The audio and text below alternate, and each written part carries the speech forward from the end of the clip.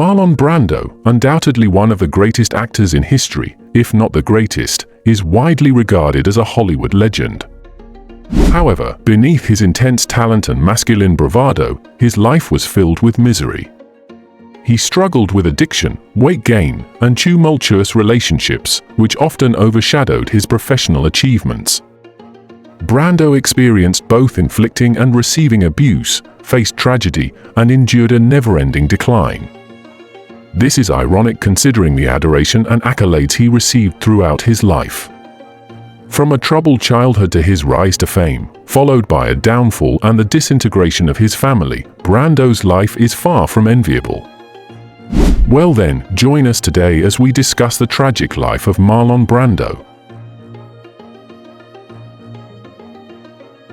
Marlon Brando's later adolescence, during which he went by the nickname Bud, was just as tumultuous as his early upbringing. Even at a young age, Bud displayed a natural talent for acting and gained recognition for his ability to mimic various farm animals, often using this skill to divert his mother's attention from her drinking problem. However, his troublesome behavior overshadowed his talent. Brando became notorious for his violent tendencies while attending school and was ultimately expelled from Libertyville High School for recklessly riding his motorcycle through the hallways. Brando was subsequently enrolled at Shattuck Military Academy, a prestigious boarding school located in the Midwest. During his time there, he became known for his mischievous behavior and rebellious nature. It was one of the school's teachers, Earl Wagner, who first noticed Brando's talent for acting and decided to mentor him. Unfortunately, in 1943, Brando accumulated too many demerits, leading to his expulsion from Shattuck. Despite efforts from both students and Wagner to keep him at the school, Brando was ultimately asked to depart.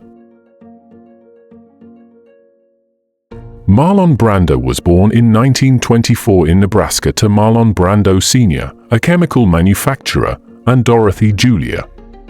The young Brando had to endure the demons of both his parents. According to the actor, his tyrant father was an alcoholic who frequently unleashed violent rage upon both him and his mother. Additionally, Brando Sr. constantly criticized his son, instilling in him a lasting sense of insecurity and inferiority. Meanwhile, his mother sought solace in alcohol to cope with her sorrows. Brando himself believed that his troubled childhood was the root cause of his struggles with Hollywood, fame, and authority throughout his life. His tumultuous love life, which we will discuss shortly, also suffered as a result. Due to his mother's abandonment, Brando developed a complex that led him to sabotage his relationships before they could reach their natural conclusion. In hindsight, Brando believed that he would have been better off growing up in an orphanage. Following his failed attempt to enlist in the U.S. Army, Brando found himself at a crossroads. However, he decided to pursue his long-held passion for acting, which had been ignited during his time at Shattuck. Brando made the bold decision to leave everything behind and relocate to New York.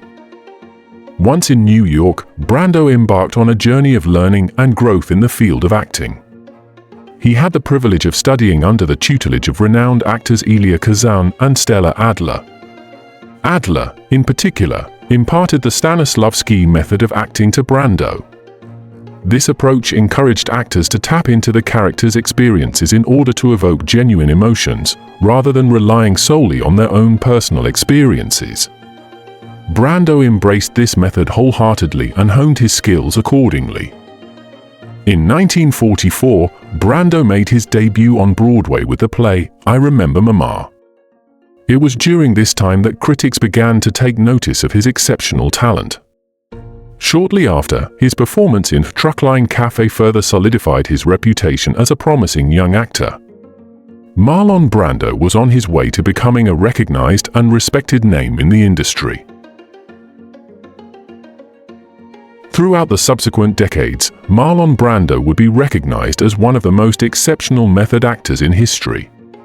Tony Curtis described him as the quintessence of actors today, with all actors since the 1950s imitating him.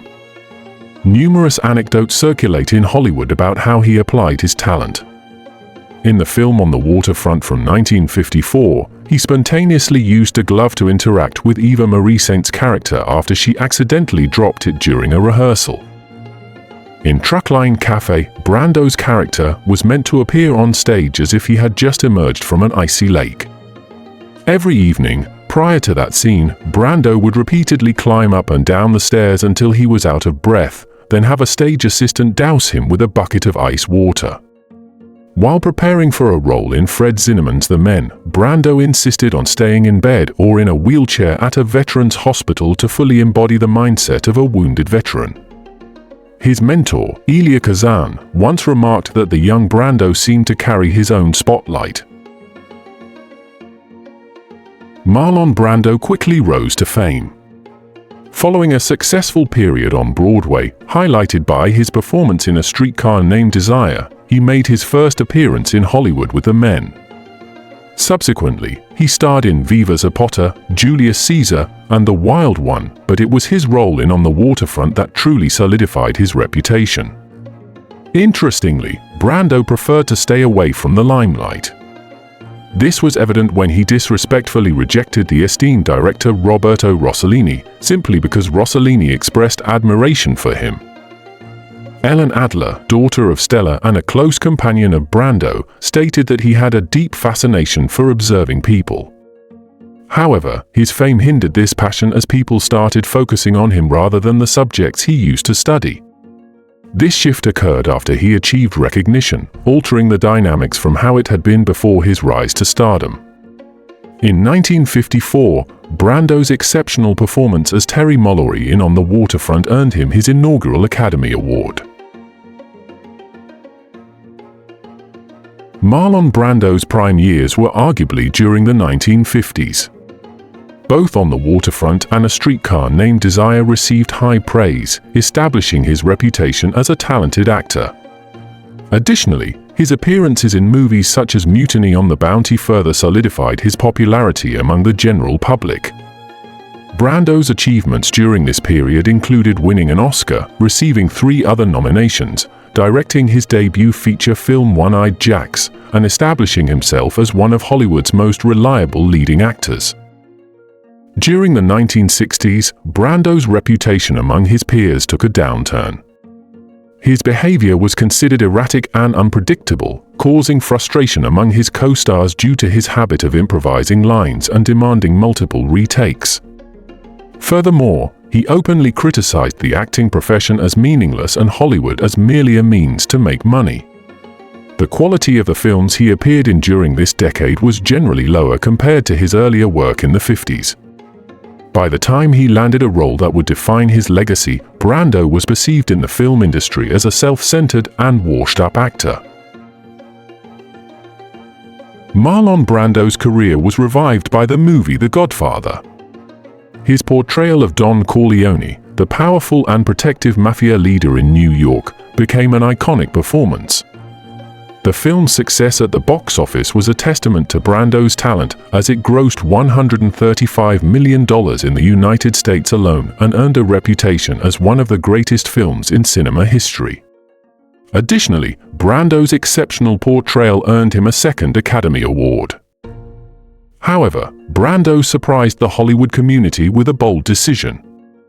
Just before the 45th award ceremony, he announced that he would boycott the event and instead send Sachin Littlefeather, a relatively unknown Native American actress, to accept the award on his behalf.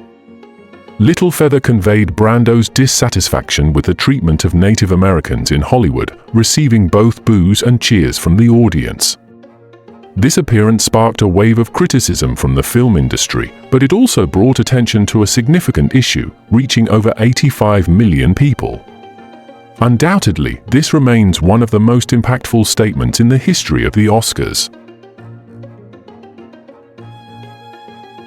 The Vietnam War epic Apocalypse now solidified Marlon Brando's iconic status, but not without its challenges.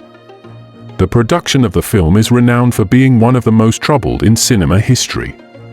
Originally planned as a 14-week shoot in the Philippines, it quickly descended into a nightmarish blend of logistical chaos, adverse weather conditions, and unfortunate circumstances. Martin Sheen was brought in to replace Harvey Keitel after 2 weeks, but he struggled with alcoholism. Meanwhile, Francis Ford Coppola was constantly rewriting the script while filming. The crew faced numerous health issues, and the helicopters used for combat scenes had to be recalled for actual war duties. Adding to the difficulties was Brando himself. When he arrived on set to portray Colonel Kurtz, a Green Beret legend, he weighed nearly 300 pounds. Brando had made no effort to prepare for the role, lacking knowledge about the character's background and having learned only a few lines. At one point, he even shaved off all his hair and improvised all of his scenes. Additionally, Brando insisted on being shrouded in darkness for most of the movie. Despite Apocalypse Now eventually becoming a true classic, Brando's dissatisfaction with his royalty payments led him to despise Coppola and the film for the remainder of his life. Cheyenne faced numerous challenges in her life. Despite gaining recognition as a model, she was undergoing psychological counseling following a car accident when Drollett was tragically shot. The trial of Christian Brando had a detrimental impact on her mental well-being, leading her to attempt suicide twice before her brother's conviction. Marlon Brando sent her to Tahiti during the trial to give birth and seek psychiatric help, preventing her from testifying in court despite the prosecution's efforts to persuade her to return. Her absence resulted in Christian receiving a reduced sentence upon conviction, as he was not tried for murder. Over the following years, Cheyenne's depression deepened. She traveled to Paris in 1991 for treatment after experiencing a nervous breakdown, only to vanish 6 months later. Subsequently, she was arrested by French authorities for alleged involvement in her late boyfriend's death before being sent back to Tahiti, where the charges were dropped. Tragically, in 1995, she took her own life. Marlon Brando's final years were far from illustrious. He starred in a few films in the 80s and 90s, such as The Formula, Christopher Columbus, The Discovery, and The Island of Dr. Moreau. Unfortunately, most of these movies were critically slammed and failed to make an impact at the box office. To make matters worse, Brando's name was frequently seen on the list of nominees at the Golden Raspberry Awards. The media shifted its attention primarily to his family, especially Christian and Cheyenne, as his health took a turn for the worse, partly due to his obesity. His disruptive behavior on set had lost its charm long ago. Brando's decline had reached its lowest point. In the summer of 2004, he passed away from pulmonary fibrosis at a hospital in Los Angeles at the age of 80. He left behind a legacy marked not only by his rebelliousness, charm, and unparalleled talent, but also by violence, death, and illness.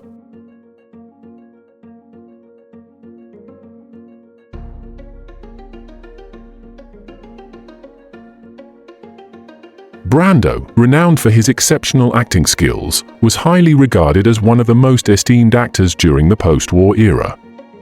The American Film Institute recognizes him as the 4th greatest male star to have made his screen debut before or during 1950, which happened in 1950. His remarkable performances and captivating screen presence earned him the admiration of critics. Brando played a significant role in popularizing the technique of method acting. He is widely acknowledged as one of the most exceptional cinema actors of the 20th century. Additionally, Time magazine honored him by including him in their prestigious list of the 100 most important people of the century in 1999, making him one of only 6 actors to receive this distinction. Time magazine further bestowed upon Brando the title of Actor of the Century in the same list. Brando's impact on the world of cinema was profound, as he revolutionized the way actors approached their craft. His dedication to his roles and his ability to fully immerse himself in his characters set a new standard for acting in Hollywood. His performances in iconic films such as A Streetcar Named Desire, On the Waterfront, and The Godfather are still revered to this day. Brando's influence extended beyond the silver screen, as he was also a prominent figure in the civil rights movement and an outspoken advocate for Native American rights. He used his platform to bring attention to important social issues and was not afraid to speak out against injustice. Despite his tumultuous personal life and struggles with fame, Brando's legacy as a talented and groundbreaking actor remains untarnished. He will always be remembered as a true legend of the silver screen, whose impact on the world of cinema will never be forgotten. Encyclopedia Britannica characterizes him as the most renowned of the method actors, with his slurred, mumbling delivery serving as a rejection of classical dramatic training. His authentic and intense performances established him as one of the finest actors of his era. The source also highlights the seeming contradiction in his talent. Despite being considered the most influential actor of his time, his evident disdain for the acting profession often resulted in questionable choices and lackluster performances. Nonetheless, he remains a captivating presence on screen, showcasing a wide emotional spectrum and a plethora of intriguing quirks that are impossible to look away from. Thanks for joining us today. Don't forget to like and subscribe to our channel.